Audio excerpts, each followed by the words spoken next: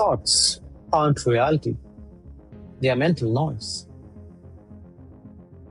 Let me ask you something. Have you ever noticed that your mind can create thousands of thoughts about a single situation? Imagine someone doesn't reply to a message. Within few seconds, your mind begins to generate possibilities.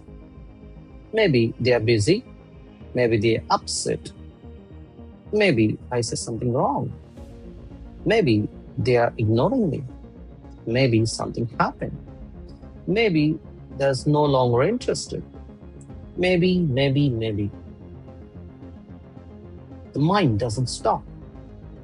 It keeps producing thoughts after thoughts, permutations after permutations, combinations after combinations, almost like an artificial machine trying to calculate every possible outcome. But here's something fascinating. Most of those thoughts never become reality. They're simply possibilities. The mind's job is to generate options, to analyze uncertainty, to stimulate scenarios that have once helped human beings survive. But today, it often overwhelms us. Instead of helping us think clearly, it creates mental noise. And somewhere along the way, we made one small mistake. We started believing every thought. Today, I want to explore one of the most liberating insights I have ever discovered. Thoughts aren't reality, they are mental noise. Until awareness decides what deserves attention. The first thing we need to understand is this. The mind is not your enemy. The mind is doing exactly what it was designed to do. Imagine driving through an unfamiliar city. Your GPS calculates multiple routes. Faster route, shorter route, avoid traffic, avoid tolls, scenic route. Doesn't know which one you will choose. Its job is to generate possibilities. The mind works in similar way. Every situation produces possibilities. Every uncertainty creates predictions. Every decision creates alternatives. The mind continuously asks, what could happen? What if this happens? What if that happens? This is intelligence, not a problem.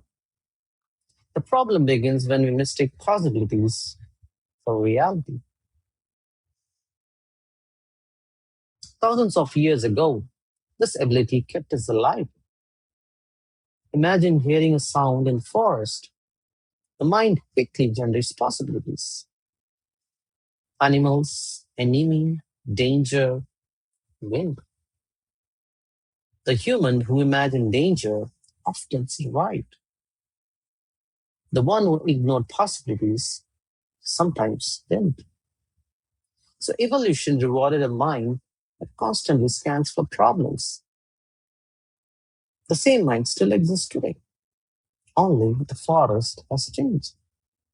If the danger becomes emails, relationships, money, business, health, social media, reputation.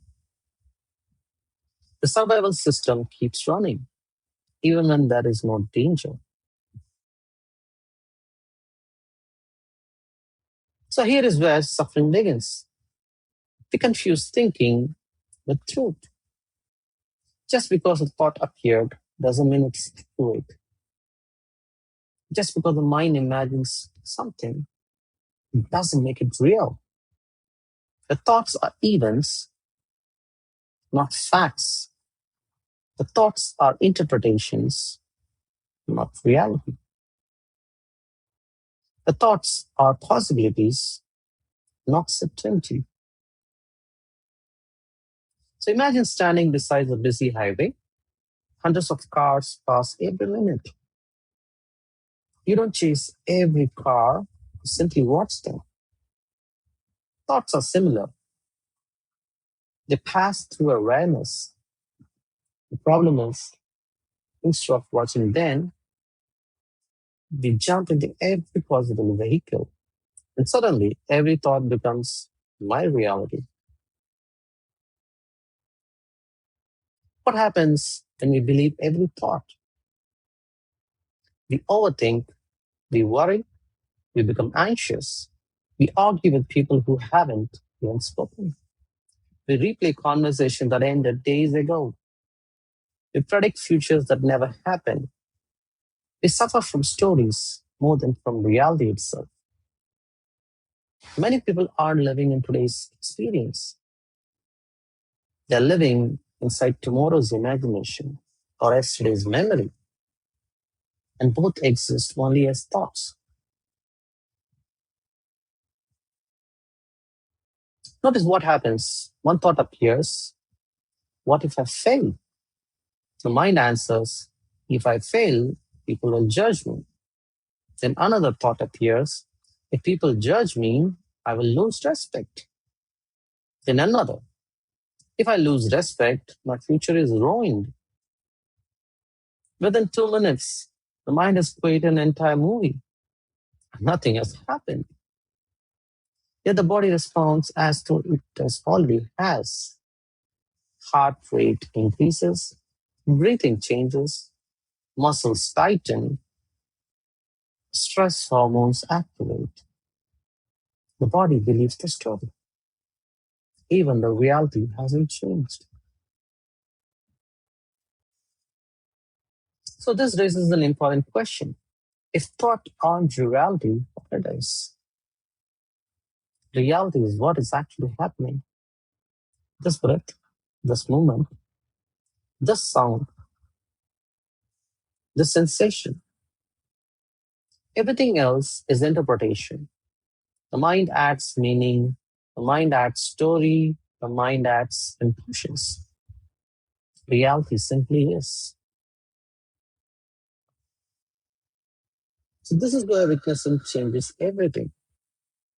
Witnessing doesn't ask you to stop thinking. That would be impossible. Witness, witnessing changes your relationship with thinking. Instead of becoming every thought, you begin to absorb thoughts. Instead of saying, I'm anxious, you begin noticing.